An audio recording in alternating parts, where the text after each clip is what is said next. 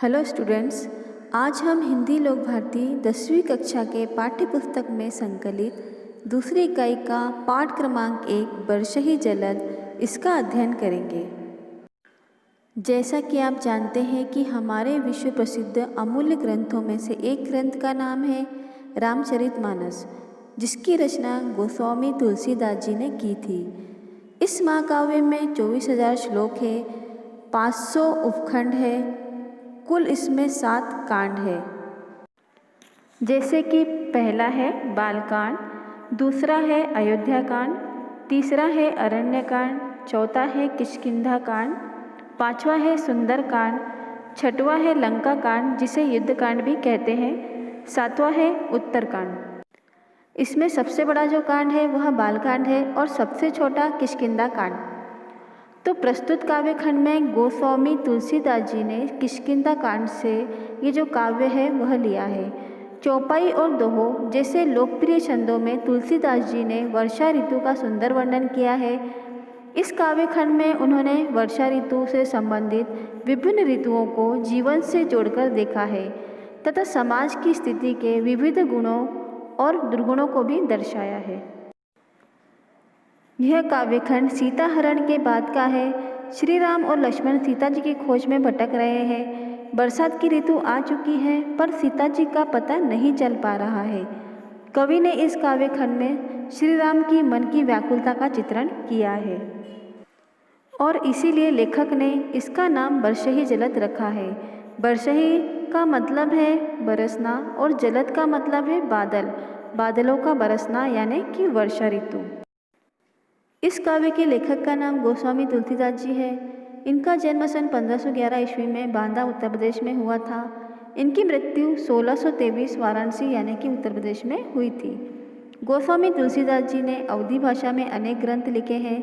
गोस्वामी जी संस्कृत के विद्वान भी थे, लेकिन रामचरित जो महाकाव्य है उसको विश्व के प्रसिद्ध लोकप्रिय प्रथम 100 महाकाव्य में महत्वपूर्ण स्थान प्राप्त है।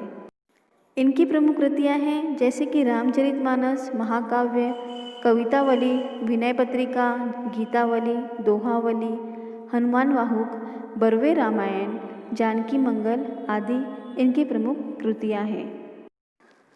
तो बच्चों, बरसही जलद इस काव्य की जानकारी लेने के बाद अब हम इस काव्य का स्पष्टीकरण देखेंगे, जहाँ हम प्रत्येक परिच्छेद का सरल अर्थ देखेंगे और साथ ही साथ उन परिच्छेदों के अंतर्गत आए कठिन शब्दों का अर्थ भी लेंगे।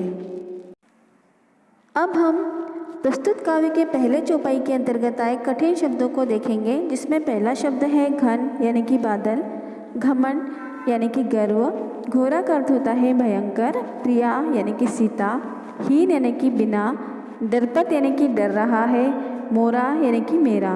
दूसरी पंक्ति में है दामिनी यानी कि बिजली, दमक चमकना, माही यानी कि मैं, खल का अर्थ होता है दुष्ट, प्रीति यानी कि प्रेम स्नेह, जथा यानी कि जैसे, थीर का अर्थ होता है स्थिर और नाही का अर्थ है नहीं।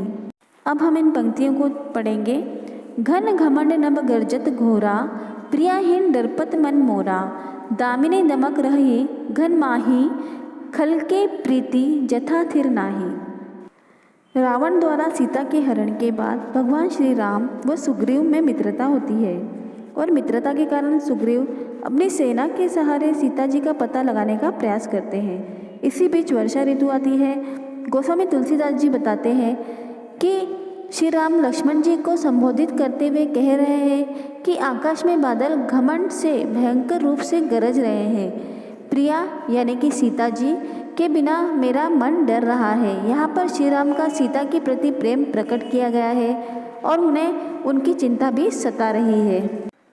दूसरी पंक्ति में बताया है कि बिजली की चमक बादलों में ठहरती नहीं, जैसे दुष्ट की प्रीति स्थिर नहीं रहती।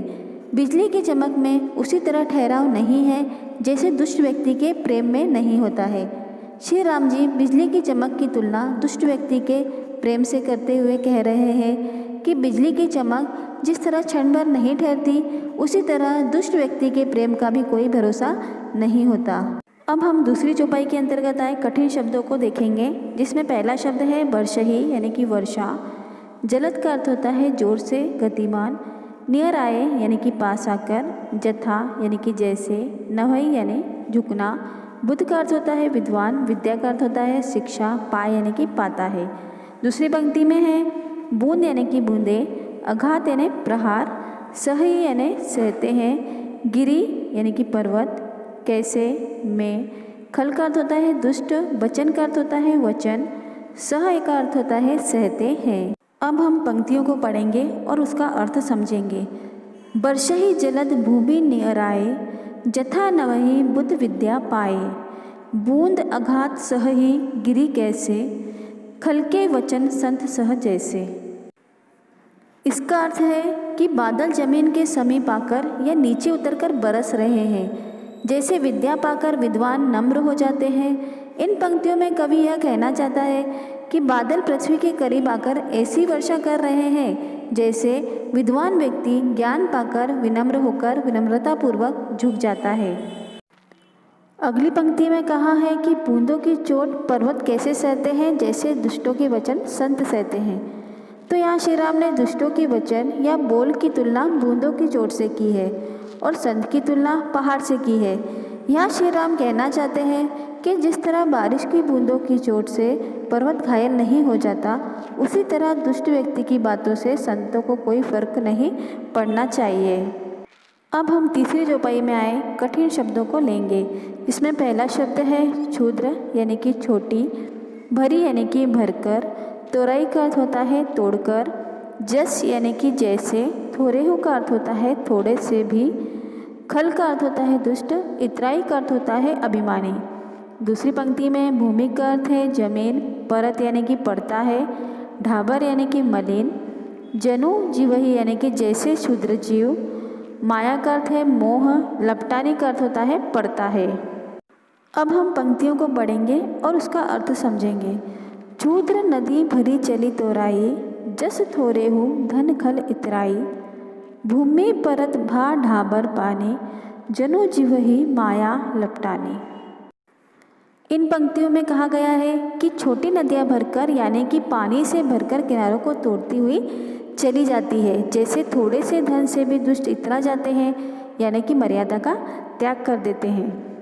तो श्री राम यहाँ कह रहे हैं कि जब छोटी सी नदी में वर्षा के कारण पानी भर जाता है तो वह अपने ही किनारों को तोड़ते हुए आगे की ओर बहती चली जाती है।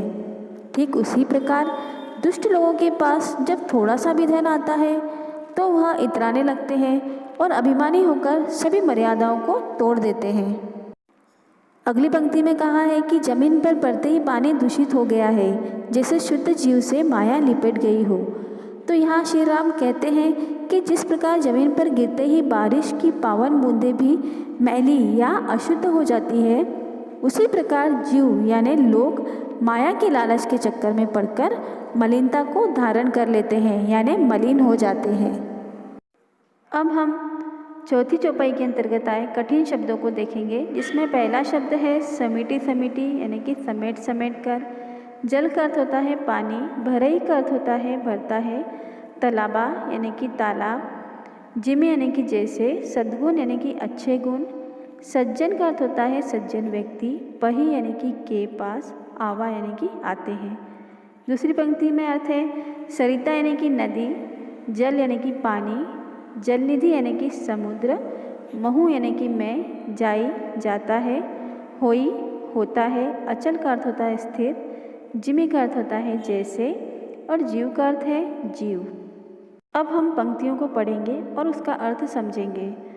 समिटी समिटी जल भरई तालाबा, जिसे सद्गुण सज्जन पही आवा, सरिता जल जलनिधि महु जाई, होई अचल जिमे जीव हरि पाई।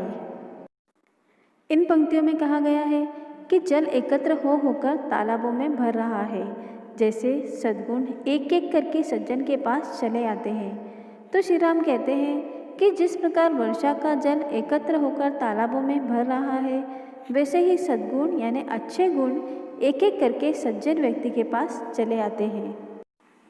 अगली पंक्ति में है नदी का जल समुद्र में जाकर वैसे स्थिर हो जाता है जैसे जीव श्री हरि को पाकर अचल हो जाता है। श्री राम का मानना है कि जिस प्रकार नदियों का पानी समुद्र में जाकर स्थिर हो जाता है, यानी नदियाँ बहती रहती है लेकिन समुद्र का पानी बहता नहीं है। नदियाँ जब समुद्र में जाती हैं तो उसका पानी स्थिर हो जाता है। ठीक उसी प्रकार सभी जीवों के मन को भगवान को पाकर शांति एवं स्थिरता की प्राप्ति होती है, उनके मन को सुकून मिलता है। चौपाई के बाद है दोहा। अब इसके कठिन शब्दों को हम देखेंगे। इसमें सबसे पहला शब्द है हरित यानी कि हरी। भूमि का अर्थ होता है पृथ्वी। तृण का अर्थ होता है घास। संकुल का अर्थ है परिपूर्ण। समुची का अर्थ है समझ में। नहीं यानी कि नहीं। पंथ यानी कि रास्ता। दूसरी पंक्ति में है जिमी यानी कि जैसे। पाखंड यानी कि ढोंगी। विवाद यानी कि विचार से। लुप्त यानी कि नष्ट हो जाना। होई यानी कि हो गए। सद्ग्रंथ यानी कि अच्छे ग्रंथ। कठिन शब्दों का अर्थ लेने के बाद अब हम पंक्तियाँ पढ़ेंगे और उसका अर्थ समझेंगे। हरित भूमि तृण संकुल समुची परहि नहीं पंथ। जिमी पाखंड विवाद ते लुप्त होए सद्ग्रंथ। पृथ्वी पर वर्षा ऋतु में बारिश होने से हर तरफ हरियाली छाई हुई है। पृथ्वी बड़ी बड़ी घास से भर गई है।